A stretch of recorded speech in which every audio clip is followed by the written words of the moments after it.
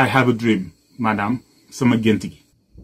I am happy, bég naa loolu, to join with you today, daje ak yéen tey ji, in what will go down in history, ci li nga xam ne suñu démb dina ko fàttaliku, as the greatest demonstration for freedom in the history of our nation, nekk doxu ñaxtu wi gën a rëy nga xam ne suñu réew mi xam na ko. 50 years ago, lu tollook juróom-benn fukki at ci ginnaaw, a great American in whose symbolic shadow we stand today, kenn ci doomi réew mi nga xam ne ci keppaaram lañu taxaw fii, signed the Emancipation Proclamation, dafa xaatimoonu téere ne nit ku nekk di nga moom sa bopp.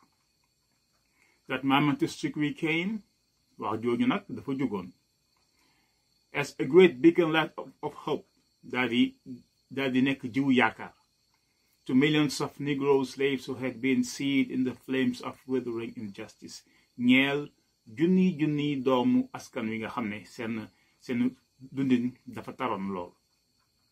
It came as a joyous daybreak, wax jooju dafa ñëwoon mel ni jant bu fenk, to end the long night of their captivity, boo xam ne day jeexal guddi gu tar di guddi nooteel.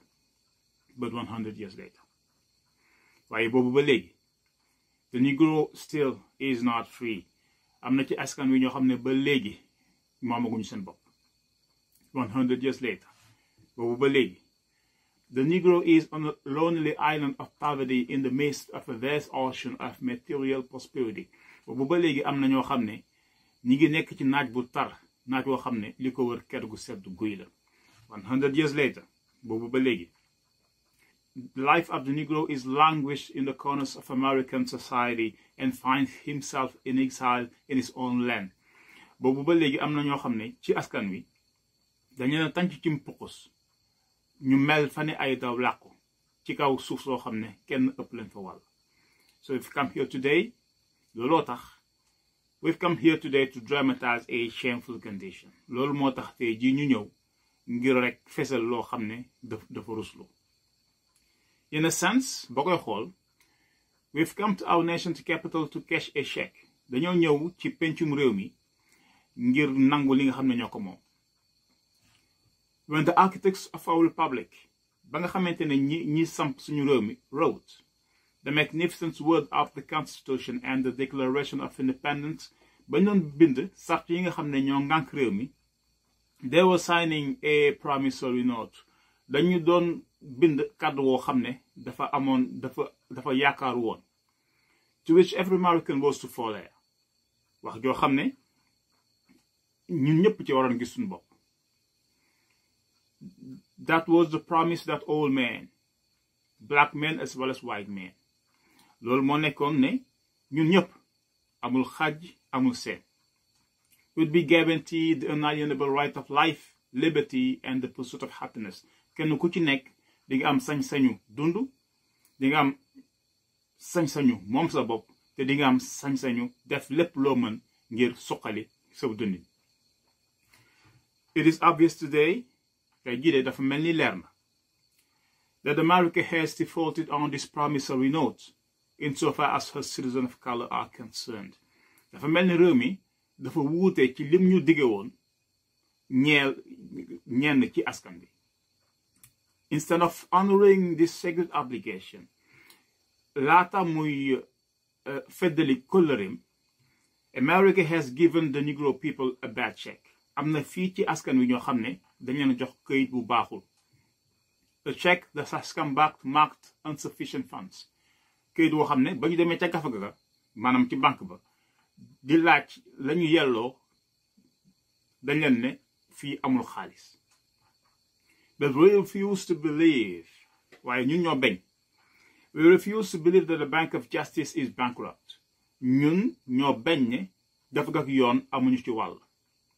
We refuse to believe that there are insufficient funds in the great vaults of opportunity of this nation. Ñun ñoo bañ, kenn mënuñoo gëmloo ne xéewal yi fi yàlla dëxëñ ñun amuñu ci wàll. And so we've come to cash the check. Loolu tax ñu ñëw fii di laajte li ñu moom. A check that will give us upon demand the riches of freedom and the security of justice. Loo xam ne buñ ñu ko joxee dinañ mën sàmm suñu àdduna sàmm suñu dundin te itam dinañ mën a am kaaraange gu mat sëkk.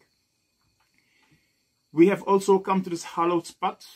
Dañoo ñëw fii ba léegi to remind America of the fierce urgency of now. Fàttali réew mi ne li ñuy dund dafa jàmp lool.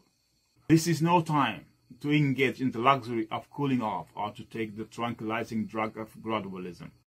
Tolluñ foo xam ne dañuy war a tappa ci suñuy mag naan ñu muñ leen lépp dina baax. Now is the time. Jot na. To make real the promises of democracy. Ñu daal di jëmmal li nga xam ne dañu koo digoon. Now is the time.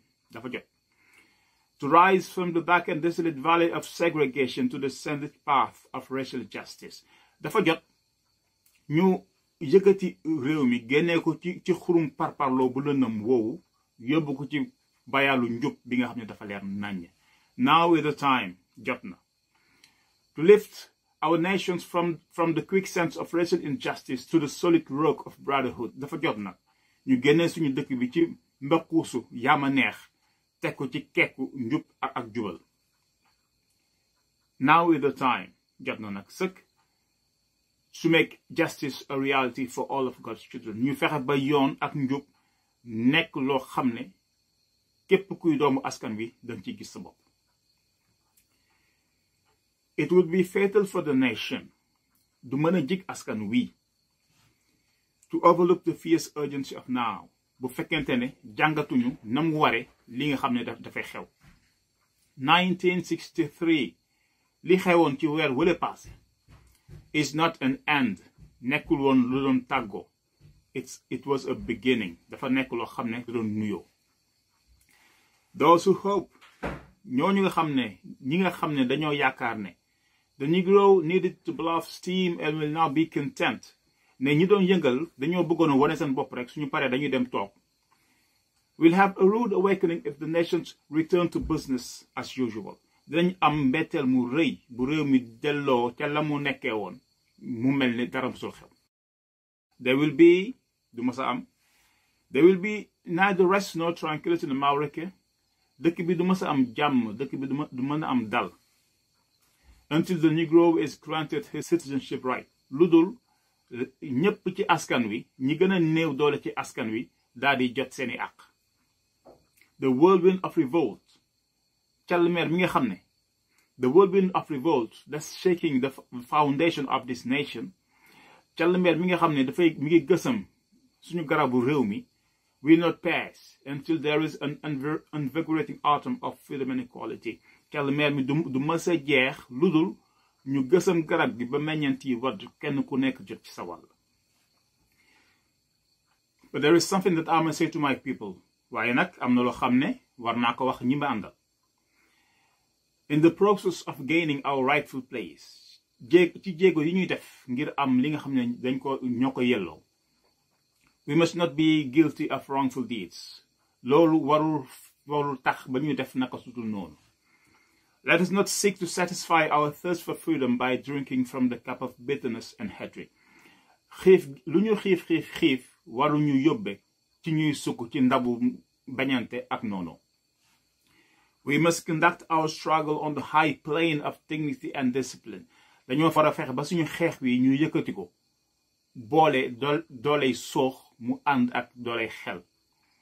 We must not allow our creative protest to degenerate into physical violence. Waruñu fexe ba suñu ñaxtu wi soppeeku ba mel ni xeexu mbedd. Again and again, ma waxati ko. We must rise to the majestic height of meeting physical force with soul force. Dañoo war a fexe ba yëkkati li ñuy def rafetal ko di ànd ci xadar dëgg la waaye tam ñu ànd ci xel.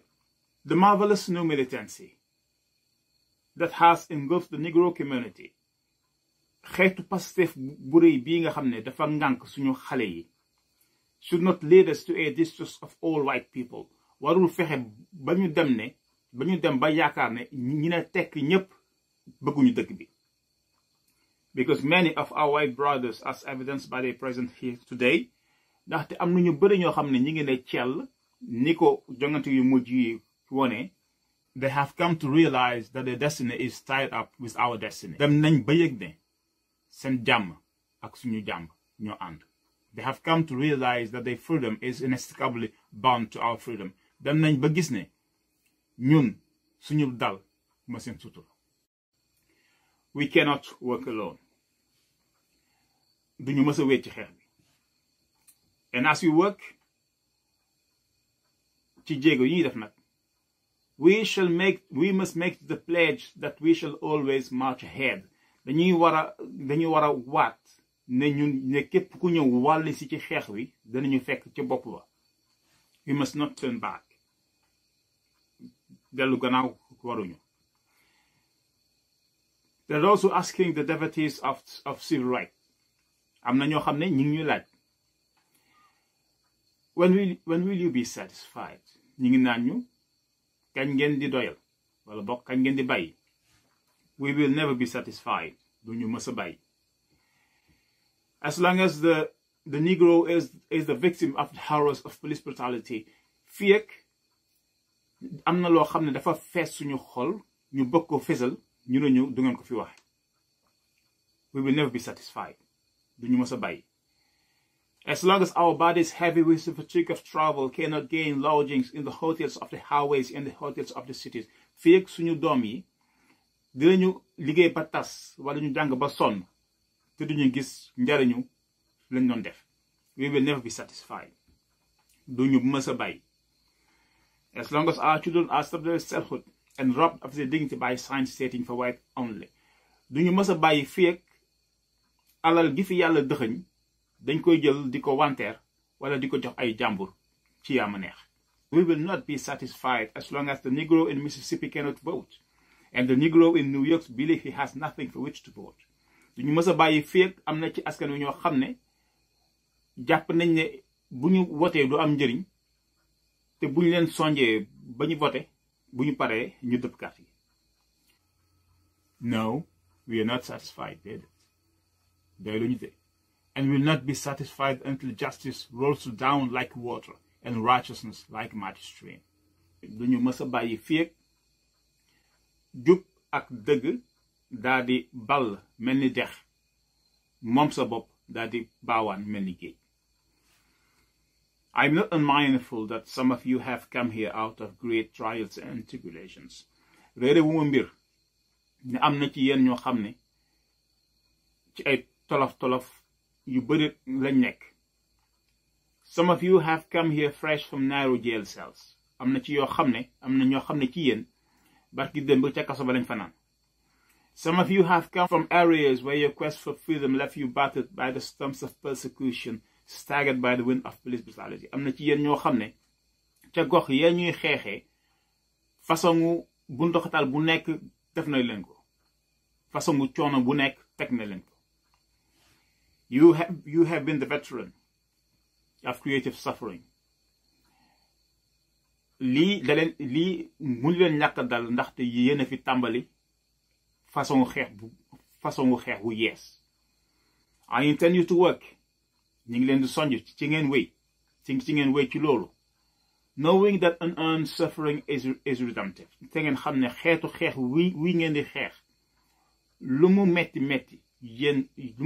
da leen di yëkkati ci kaw. Go back to Mississippi. dellu leen Waalo. Go back to Alabama. dellu leen Ferlo. Go back to Louisiana. dem leen Siin ak Saalum. Go back to South Carolina. dellu leen Bawol ak Njàmbur. Knowing that somehow te mu bir leen ne this situation can and will be changed. mu wóor leen ne lii xew nii mën na soppeeku te it dina soppeeku. Let us not wallow in the valley of despair. bu kenn xaddi. So I say to you today, my friends, moo tax sama mbokk yi ma leen di wax tey jii. Even though we must face the difficulties of today and tomorrow, naam yëf yi jafe na lool te tar na lool, I still have a dream. am na loo xam ne géntal naa leen ko. I have a dream that this nation will rise up, live out the true meaning of His creed. We hold these truths to be self-evident that all men are created equal. Gént naa ne dëkk bi dina ma sa suqaliku ñu dem ba baatu benn askan benn gëm-gëm ak benn bëgg-bëgg bi nga xam ne moom la ñuy woote ñu daal di koy gis. I have a dream. Dama gént ne my 4 little children gént naa ne ñeenti bant yi ñu yàlla dénk will live in a nation where they will not be judged by the color of their skin but by the content of their character. Dinañu mës a dëkk ci askan woo xam ne kenn dootu leen jàppe seen juddu wala seen askan waaye saa suñu leen nattee rek dañ koy teg ci seen jikko ak seeni jëf. I have a dream today. Am na lu ma gént tey ji. I have a dream that even the state of Mississippi, a state sweltering with the heat of oppression, sweltering with the heat of injustice, will be transformed into an oasis of freedom and justice. Dama gént ne ci booru tefesu réew mi yépp nga xam ne gaal yu mag yi ñëw nañ jël suñu jën yu yóbbu ko. dinañu dem ba nga xam ne kenn ci doomu mool yi du yaakaar ne balaa moo tekki rek faw mu jël ay looco naan Barça wala Barsaq. I have a dream that one day, down in Alabama, little black boys and little black girls will be able to join hands with little white boys and white girls as sisters and brothers. I have a dream today. Gént naa ne bés dina ñëw suñu doom yi dootuñu mës a bëggante seen biir ñu leen di xajalee ka naqaral te teguñu ko fenn lu dul ci xeet ak ci waasu. I have a dream today. Am na lu ma gént tey jii. I have a dream. Dama gént ne every valley shall be exalted. Lépp lu suufe woon dina maase. Every hill and mountain shall be made low. Lépp lu jafe woon dina jàppandi. The rough places shall be made plain. Lépp lu ñagasoon dina liis. And the crooked places shall be made straight. Te lépp loo xam ne dafa dëngoon dina jubbantiku. And the glory of the Lord shall be revealed. Bu ko defee kàttanu borom bi dina gën a fes. And all flesh shall see it together. Te wépp xeet dinañ ko womatu. This is our hope. Lii mooy sunu yaakaar. This is the faith that I go back to the south with. Yaakaar wi moom lay yóbbaale su may dellu xur wala ma jóge woon. With this faith ak yaakaar wi, we will be able to hew out of a mountain of despair a stone of hope. Dinañ mën yat doju njaqare génne ci xeeru yaakaar. With this faith ak yaakaar wi, we will be able to transform the jangling discord of this nation into a symphony, into a beautiful symphony of brotherhood. Ak yaakaar wi, dinañ mën a soppi suñu xeet wi di dengi fexe ba mu nekk ci digg dooleem di daw mel ni fasu naaru góor. With this faith ak yaakaar wi, we will be able to work together. Dinañ mën a ànd liggéey, pray together, and ñaan, struggle together, and xeex, go to jail together, and dem kaso, stand up for freedom together, génn ñëw taxaw ñaxtu. Knowing that we will be free one day, te mu wóor ñu ne dinañ mës a moom suñu bopp.